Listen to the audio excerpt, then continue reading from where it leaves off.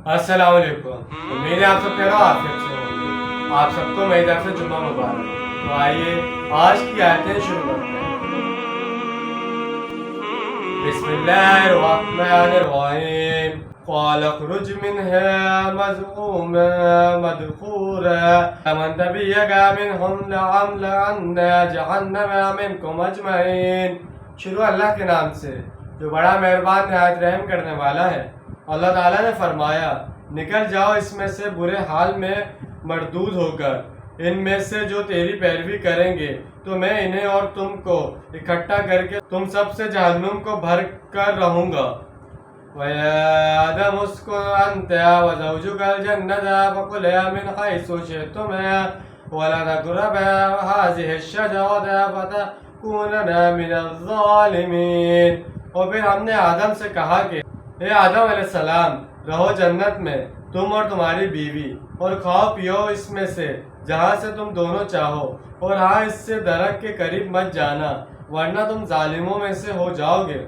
फसौफ लहुम अश-शैतानु लियुब्दिया लहुमा मा ज़ारिया अन्हुमा मिन सवातिहिमा वक़ाल मा नहयुकुमा रब्बुकुमा अन हाज़िहि अश-शजरति इल्ला अन तकूना मलाकैनी औ तकूना मिनल खालिदीन। तो शैतान ने इन दोनों को वसवसे में डाला ताकि जाहिर कर दे इन पर जो इनसे पोशीदा थे, इनकी शर्मगाहें। और इसने कहा, वसवसा अंदाजी की कि नहीं रोका है आप दोनों को आपके रब ने इस दरख्त से मगर इसीलिए कि कहीं आप फरिश्ते न बन जाएं या कहीं हमेशा हमेशा रहने वाले न हो जाएं।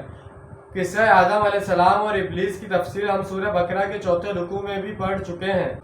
यहाँ ये किस्सा दूसरी मरतबा बयान हुआ है।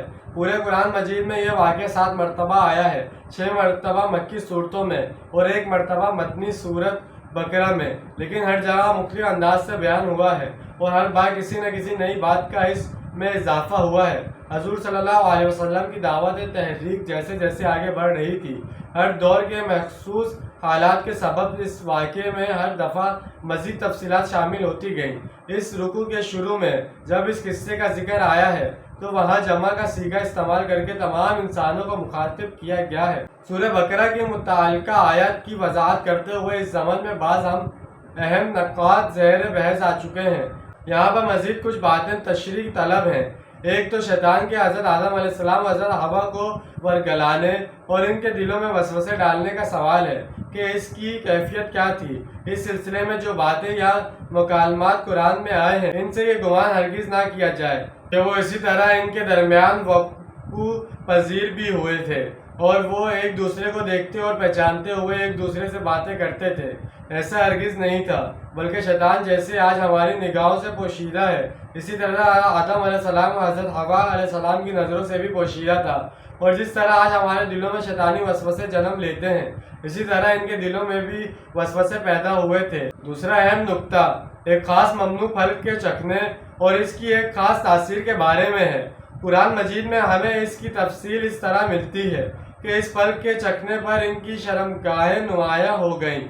जहाँ तक इस कैफियत की हकीकत के ताल्लुक है तो इसे मालूम करने के लिए हमारे पास हतमी और कतई इल्मी ज़राए नहीं है, इसलिए इस मुशाबहत में ही शुमार किया जाएगा। अलबत्ता इसके बारे में मुफस्सिरीन ने कस्सास आराइयाँ की हैं। मसलन ये कि पहले इन्हें अपने इन आज़ा के बारे में शऊर नहीं था, मगर वो फल चखने के बाद ये शऊर इनमें बेदार हो गया। ये कि पहले इन्हें जन्नत का लिबास दिया गया था जो इस वाक़े के बाद उतर गया। बाज़ लोगों के नज़दीक ये नेकी और बदी का दरख्त था जिसका फल खाते ही इनमें नेकी और बदी की तमीज़ पैदा हो गई। बाज़ हज़रात का ख्याल है कि ये दरअसल आदम अलैहिस्सलाम और हवा अलैहिस्सलाम के दरमियान पहला जिनसी इत्तेताद था जिसे इस अंदाज में बयान किया गया है। ये मुख्तलिफ आराए हैं, लेकिन सही बात यही है कि ये मतशबहात में से है और ठोस इल्मी मामलात के बगैर इसके बारे में कोई कतई और हकीकी राय कायम करने की कोशिश नहीं करनी चाहिए कि वो दरख्त कौन सा था और इसे चखने की असर हकीकत और कैफियत क्या थी। ये तो सीधी सी बात है कि फरिश्तों को आदम अलैहिस्सलाम के सामने झुकाया गया था, तो इसके बाद आप अलैहिस्सलाम के लिए फरिश्ता बन जाना कौन सी बड़ी बात थी। लेकिन बाज़ औक़ात यूँ भी होता है कि इंसान को नसिया हो जाता है کہ اور وہ اپنی اصل حقیقت اصل مقام کو بھول جاتا ہے۔ چنانچہ یہ بات گویا شیطان نے وسوسے کے انداز سے ان کے ذہنوں میں ڈالنے کی کوشش کی کہ اس شجر ممنوع کا پھل کھا کر تم فرشتے بن جاؤ گے یا ہمیشہ ہمیشہ زندہ رہو گے اور تم پر موت طاری نہیں ہوگی۔